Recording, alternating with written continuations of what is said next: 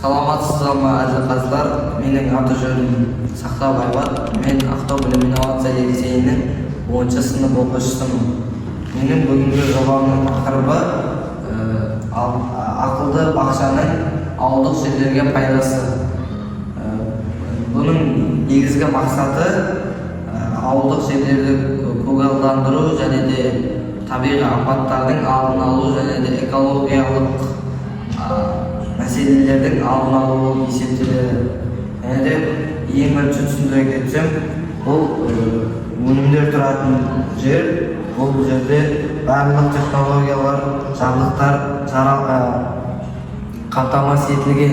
Және де бұл жерде сенсорлар, яғни жылу температурасын есептеп, температураны реттеп отырады. Ал ең басты құрылғылардың бірі ол автоматты суару.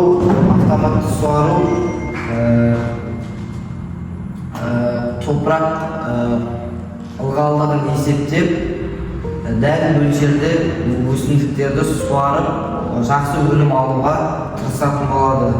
Менің жобамның жұмыс істеуіне тоқтала кетсек, арнайы датчиктер мен сенсорлар өте пайдалы, және де олар температураны жылытып, күн шуағын береді. Бұлар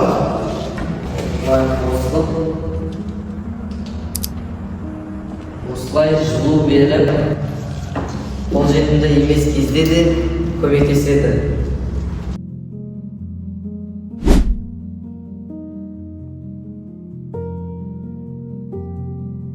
Және де енді артықшылықтарын айта кетсем, бұл ақылды бақшаның артықшылығы күш көзін азайтады. Адамдардың қара жұмыс, суару деген секілді күш көзін азайтып, бірақ өнімділікті көбейтеді.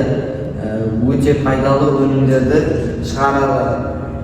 Және де бұл ауылдық жерлерге экономикасын дамытуға, жас мамандарды ауылға шақыруға таптырмас технология. Және